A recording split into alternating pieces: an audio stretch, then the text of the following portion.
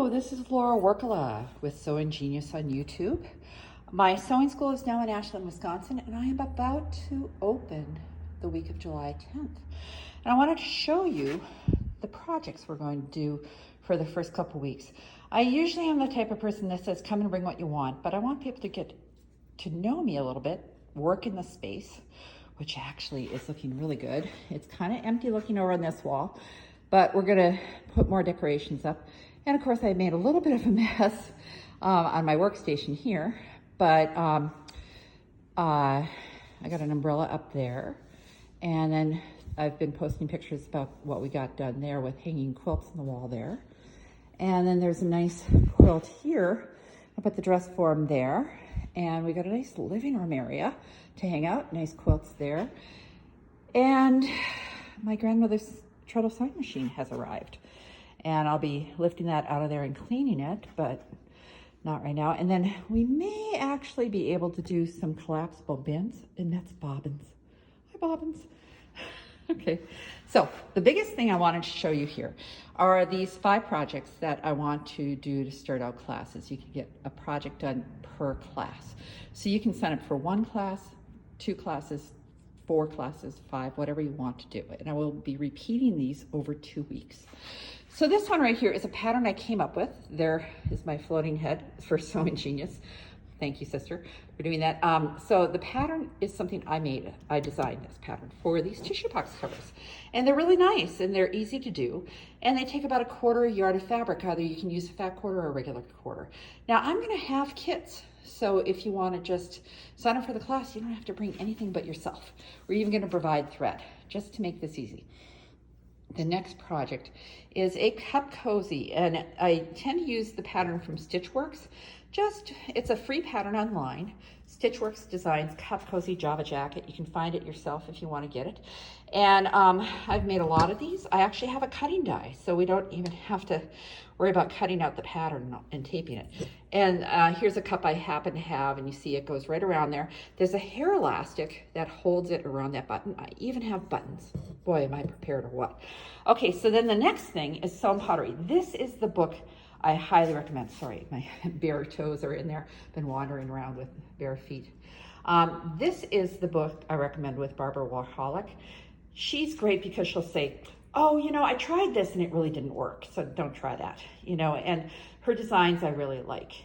There are some other pottery books, sewing pottery books, I don't like as well. There's another author I don't like as well. So anyway, so my plan is that we will do a trivet, this, you know, to put something hot on.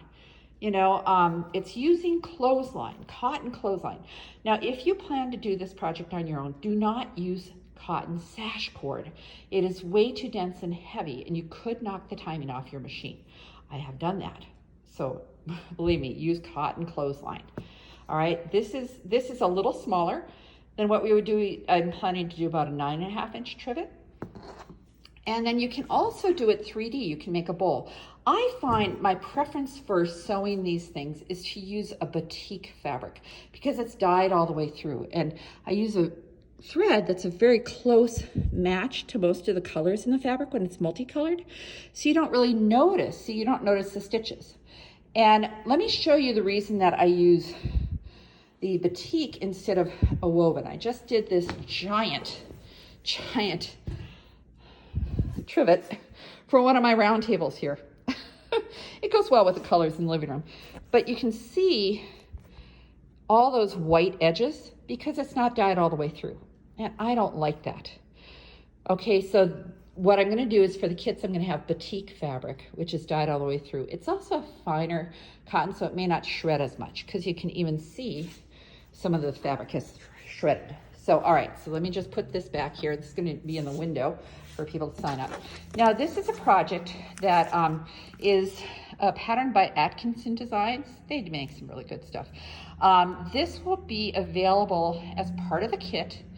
So these classes may have slightly different prices because of the cost of the kits or the patterns, okay?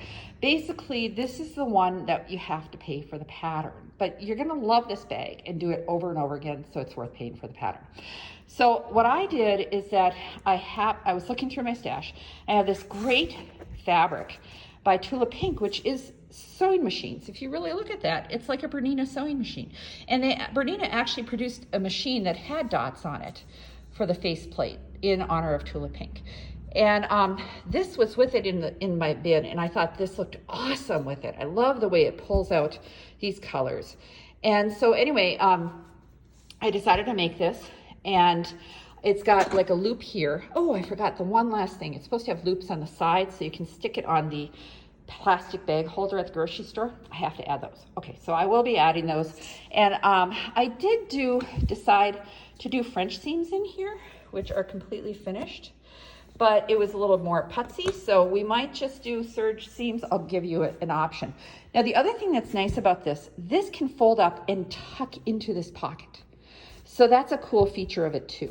So I will show you all sorts of cool tricks and things you can do on all of these projects. And what you learn on each of the projects will apply to other things that you do. Like, the great thing about a tissue box cover like this is this sewing 2 pieces of fabric to create this oval opening. And how do you do that? How do you clip and turn it? Another thing is that there's this vertical element, and the technique you use to sew this vertical element to this square is the same as what you do when you make a box cushion. So there's some really cool things there. And then this, what's cool about this is a great way to use scraps.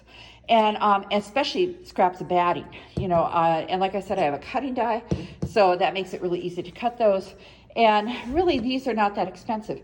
Like, I think that this giant trivet took maybe a yard of fabric.